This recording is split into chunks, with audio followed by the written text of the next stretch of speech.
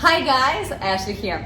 Today I'm bringing you Mason Koo from my team and we're going to talk about skincare market for men in mainland China. Mason, introduce us to the skincare market for men in China. What's going on? Yeah, I'd say nowadays the skincare products market in mainland China for men, it is just so huge that you can't believe. So according to statistics, so from 2016 to 2019, the market itself, it has grown around 13% from one year to another.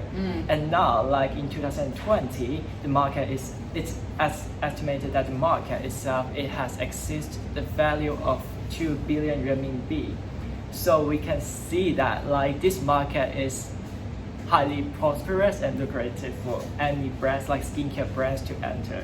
Actually, I was recently reading another report on global skincare and e-commerce, and they were saying that right now, what we see right now, it's still just the tip of the iceberg, that we are going to have a lot more people joining the skincare routines and at the same time cosmetics as well. So in China, where does this trend come from? Is it a lot of people think that it's migrated from Japan and Korea, where gentlemen are really looking after their skin and sometimes even put, let's say, eyeliners or lipstick or other makeup, or is it something very kind of young? So people around the world, younger people, just generally want to look better as they go through their life. So what is your take on this? Yeah, like talking about the trend of like how this trend becomes so popular in mainland China, then first of all we need to talk about like who are the major consumers of this kind of men's skincare products, I would say. So in China, the majority of the consumer who purchase this kind of skincare products for men, they are those post-90s or post-95, which we often call them the millennials or the Generation Y. So for this group of users, I think the major reason is that like mainly the Western influence, so they start paying more and more attention to their overall outlook, how they're presented to other people.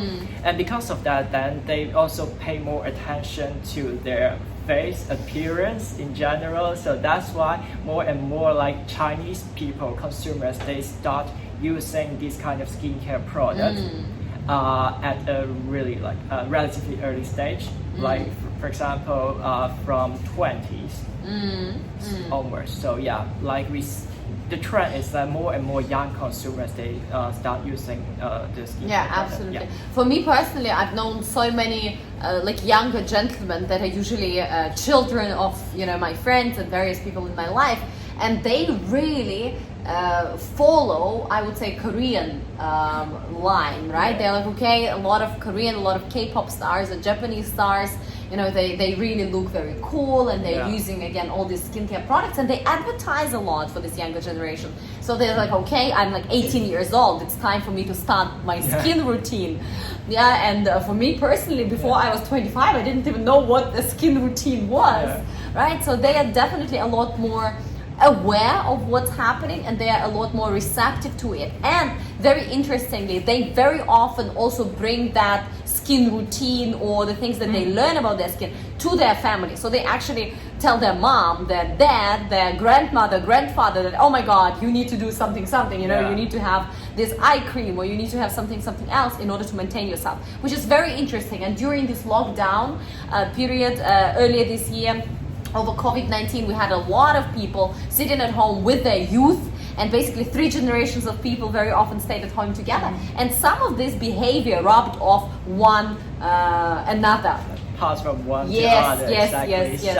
Talking about the skincare routine, like I also have a question for you. Yes. Like like on average, like how many products does a man consumer use on a daily basis? Just in China? Yeah, in China. How many products on a daily basis? Yeah, skincare products. Skincare products. I would say 2.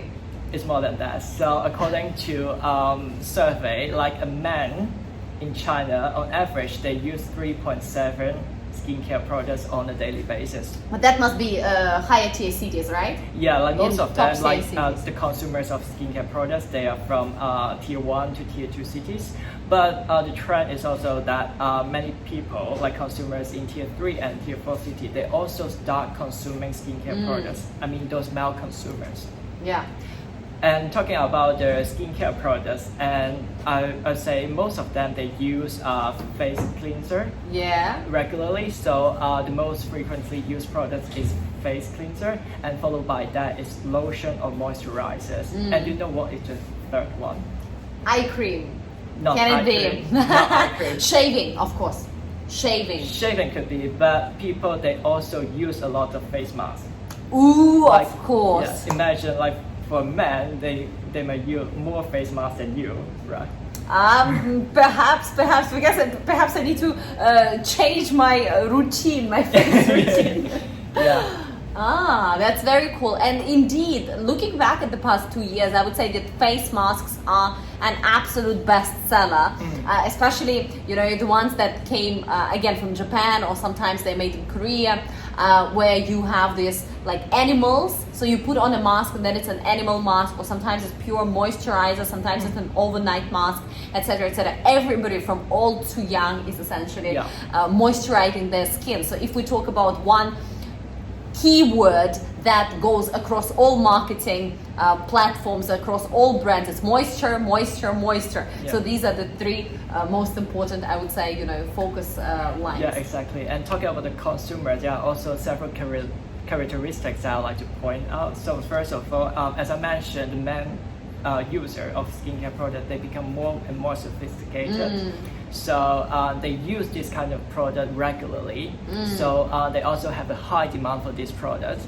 And second is that usually men they use skincare product for like some common skin problem. For example, they want to control the oil, they want to moisturize the skin, or they want to take care of their pores.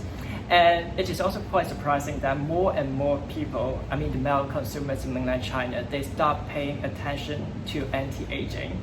And now anti-aging start early. Yes, they start this for example in their 20s.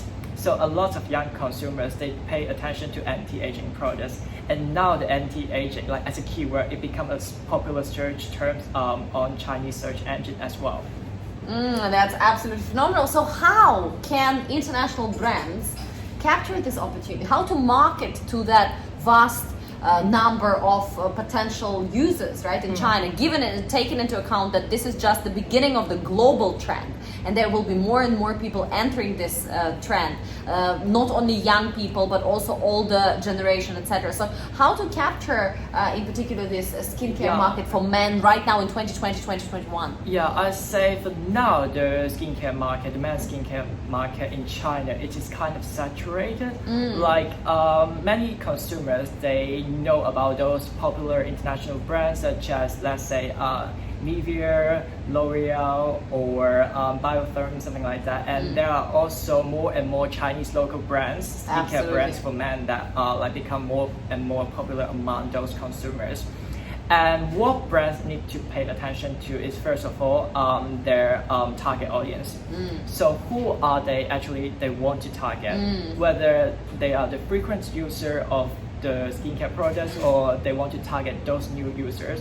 And also it depends on the persona of these kind of consumers, whether they want to target more like masculine consumers or they want to target those soft boys. Yeah, or target those soft boys, or what we call the little fresh meat in China. Yes. So definitely they need. What are the differences if I want to target masculine gentlemen, or I want to target the I'd say in general, compared to female consumer, male consumer, they pay more attention to the product efficacy itself, whether the product is effective for them. And then they pay less attention to the ingredients. So definitely, if you want to target male consumer in general, then you need to focus on the key message that you deliver to this group of consumers. So the result. What is the result? Exactly, yeah, the result, whether it's effective or not, and how you differentiate your brand from the other players in the same industry. And for women, you say ingredients work really well. Yeah, for example, we know that SK2 is famous for the ingredient Patera, right? Many female consumers, they when they choose or they purchase the skincare product, then they first check the ingredient as well. But for men, because they are more they more pursue the shopping efficiency, so that's why they care the most about the product efficacy. policy, I would say, in general. That's interesting. What else shall the brands know when marketing to this category in China? Continue like the previous point that I mentioned. So first of all, the brand should really have a clear profile of what their target consumer is. And then, for example, if brand they have more financial like muscles, then they can, for example, hire some celebrities or top tier like KOLs as their spokesperson or brand ambassador. Because we know that, for example, in China, Estee Lauder, they hire Xiao Zhan and Li Xian as their brand ambassador, and also Lancome, they hire Chris Wu, which is another really famous Chinese singer and celebrity. So if you have the financial power, then definitely considering hire one of these like top tier like celebrities or KOLs as the brand ambassador, which you can later leverage their followers in order to promote your brands and products. And for brands that are just entering China, and if they want to target those new users who haven't used this kind of men's skincare product before, you can also copy the success story of Lab Series and also tell us about it. So in 2019, Lab Series, they launched a campaign. So when we talk about skincare products, you often associate with the image of like men with good appearance or good body, like shape, something like that. But for them, they don't cooperate with this kind of KOLs. Instead of this, they cooperate with like an e-sport team in mainland China. So there's a popular game, like online game, which is called League of Legends. So it's huge. Yeah, it's absolutely huge. All around the world and also in mainland China. So they cooperate with one of the e-sport teams who of this game, and then basically they hire them as like the brand like ambassador, kind of like mini KOLs. And then they use them for promotion. So in this case, we know that for them, they mainly want to target those new users of men's skincare products, right? Because for many, like, although the market is growing rapidly, but we still know that a lot of men, they haven't used this kind of products before, or many of the products, they, for example, they are like just purchased from their like girlfriend or family. Gift.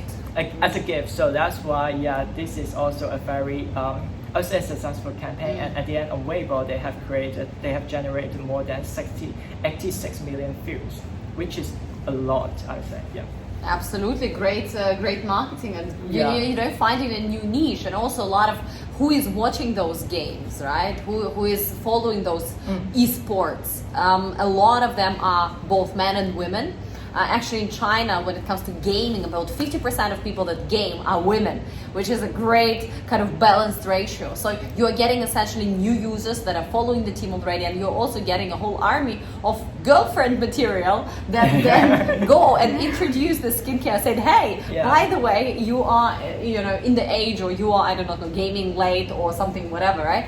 Here is the product for you. I remember about a year or two ago, there was this very famous marketing kind of trick where people used to go online late at night, and essentially the brand would advertise to them the skincare products for under eye, darkness under your eyes, dark circles, etc. because you're so late online. So you are surfing internet at 1 a.m. and they say, okay, you are either basically watching stupid videos, or you are actually working so late. So what you need right now is this under eye cream. So something very similar happened in this case that you're talking about, right? You are a gamer and you can closely affiliate with the happening here in this case. But what else? But apart from the target audience, that you really need to define your target audience, then as a men's skincare product brand, then you also need to pay attention to your sales channel. Because in China, according to statistics, majority of the sales they are made online. And especially on those e-commerce platforms such as Tmall and Taobao. Because at the end, like, even though more and more men consumers, they start using men's skincare products, but they still kind of hesitate, or they feel embarrassed if they go to the shop, go to the department store and purchase this kind of products. So majority of them, they purchase it online. So as a brand, it's important for them to maximize their basically the digital exposure, which is the key. And then talking about the consumer, because we mentioned that a lot of young people, they start using this kind of skincare product at an early stage. So that's why social media is definitely one of the best channel to market the products. For example, Douyin becomes a really popular platform for any kind of skincare brand to basically communicate with their target consumers. Look at what Li Jiaqi is doing with Maita. Oh my God, Maita, right? He is obviously expanded beyond just lipsticks and cosmetics, and he's a very special kind of blogger in the hearts of Chinese netizens. But Douyin indeed is a great platform. When it comes to sales, I would also say that there are e-commerce platforms, for example, as you mentioned, Tmall, there is JD, and when we compare the two, in the skincare market, Tmall is definitely dominating.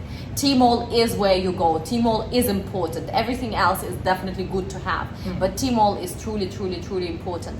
And you market within the ecosystem, you know, putting banners up, making sure that there's SEO, the ranking, etc., etc. But at the same time, it's very important to drive traffic into your platforms. And right now, post-COVID-19 pandemic, we see that the platforms themselves, like Tmall or JD, they are requiring the brand. They are putting a lot of pressure on the brand to also bring traffic from outside of the platform. So use your digital ecosystem, use your private pool, use your Douyin, etc., etc.